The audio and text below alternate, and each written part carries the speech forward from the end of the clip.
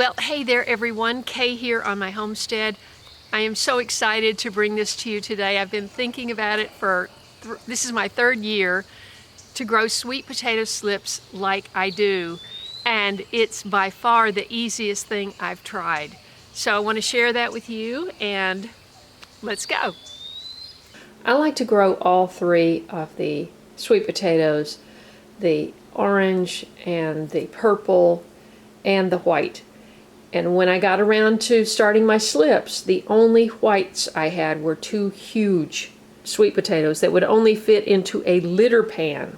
Because I didn't have any kind of a lid, I just used a piece of plastic wrap over the top and I moistened the soil, but I have not continued to moisten it. I didn't put any fertilizer in here, although this is Pro Mix.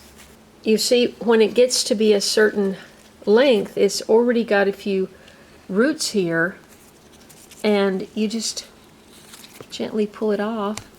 Your roots are already started, and then I just put it in water. I just pull these out. They grow out in a kind of a ready-to-go clump. So that's two slips right there. That's two. And I put those in water. This one. And now I've just pulled this one off, so that goes in water. It's stuck on a leaf or something. Okay, I can reposition that. So now I've got a short one here. I could go ahead and put that in, but I'm going to wait. And then this one is, when it starts to be floppy, you know, it's already got some root. Whoops. Well, that one kind of pulled off the root, but it will develop more roots. But you see I've got roots growing in the top of the soil here. So this thing would continue to produce potato slips, and it's just so easy. Now I'm going to put this with the other ones. So I've already got these going, and you see they're ready to plant for sure.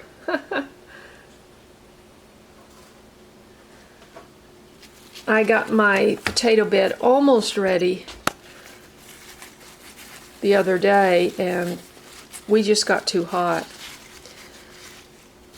And it didn't get finished, and then we got another onslaught of rain. And I'm thinking it's just going to be smarter to wait until after that one's over to plant the sweet potatoes. By that time I'll have some roots on these. That's all I need. That right there is all I need to grow the white sweet potatoes. So Danny at Deep South Homestead made this sweet potato manual. Sweet potatoes are one of the main things he grows, and he does such a great job. So if you're starting sweet potatoes, you got a lot of space to grow sweet potatoes, I would suggest that you order one of these. They sell these on their Etsy store. And he just goes through the history of sweet potato and with pictures and shows how you plant and harvest and everything. I've kind of tweaked what his starting slip method was, because I started slips in water, putting sweet potatoes in water, and I like the way I'm doing it now much, much better. And I wish I had one of these. He has this tool that he plants the slips into the ground so he doesn't have to bend over. He grows a lot of sweet potatoes. That's a lot of bending over for an older person. So these are the two tools you need. I've got that. I don't have that. Okay, you want to keep your slips in light, either in a window or on your grow light table, until they develop the roots, and then they're ready to plant. These are ready to plant. I just have to decide what day is best with all this rain. Let's go outside and I'll show you the other trays.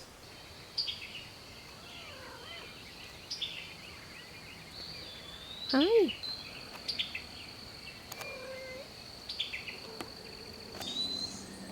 PJ. Oh my gosh.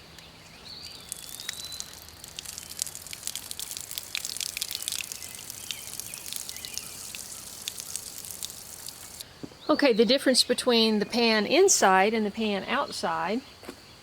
Obviously I could just snap these off and then root them. But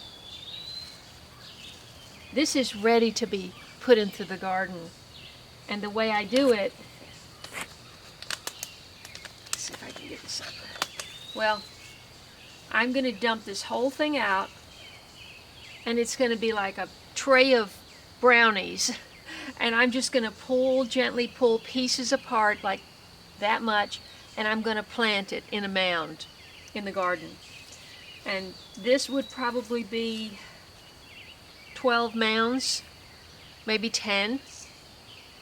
So that's actually enough for me right there for the whole year.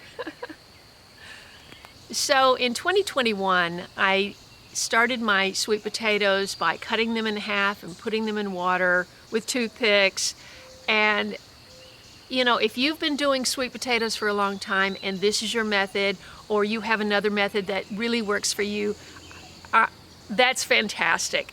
But this is for all the people who are starting out and don't want to deal with all the messy water things I started sweet potato slips in water in jars, I think it was in January of 21.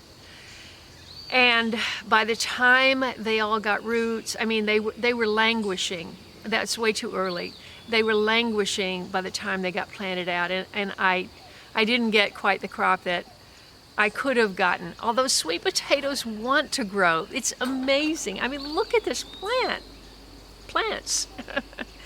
So anyway, I hit on this in 22. I just took a regular seed tray, the regular size seeding tray, and I just used the small sweet potatoes that would just lay in the pan, separated by 2 inches, and I wet the tray to start, and then I just cover it with, these are from Bootstrap Farmer, and they're real durable. You know, sometimes you get those little plastic hoods over your seed trays and they just fall apart in a year. But these are very durable.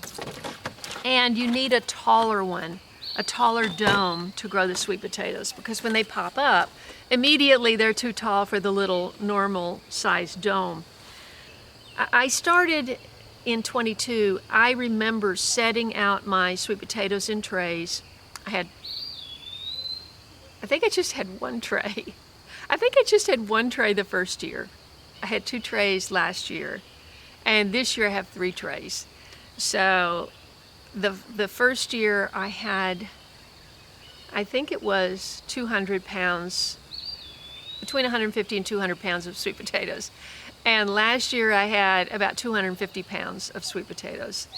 And so, in fact, I made a video on that. I'll put the link right up there. I did it March 25th, I remember, and put the dome on, and put it in my garage. I didn't even put it under a grow light because the sweet potatoes sense the temperature, and they really like to get activated when they feel that it's hot.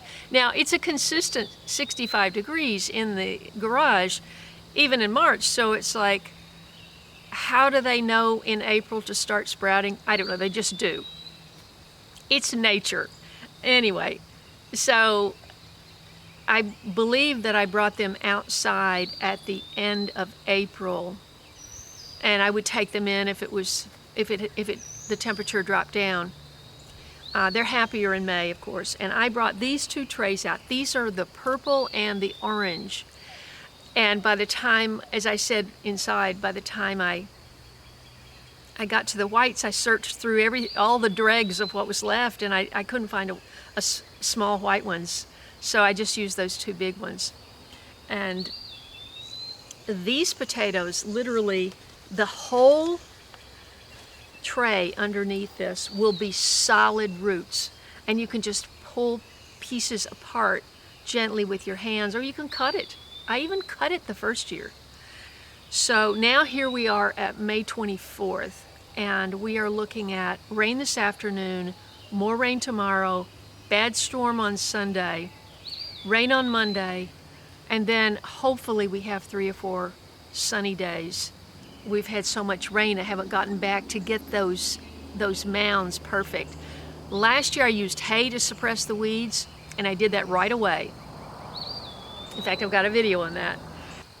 As you're leaving them for a month in the garage with the tall dome on, I never even added water because there's condensation in there.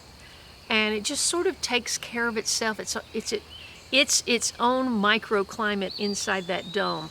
I leave the little vents open, so there's a little bit of air going in. But they get big and beautiful. And of course, I brought them outside like 2 or 3 weeks ago, and we had some really hot days. And you got to keep this wet at this point, because these will just expire on you because there's so much activity in there. You're going to need to keep them moist until you get them in the ground. I hope that's helpful. Tune back into my channel. I have so many videos on growing potatoes and so much more. So thank you for tuning in. God bless you, and I'll see you next time.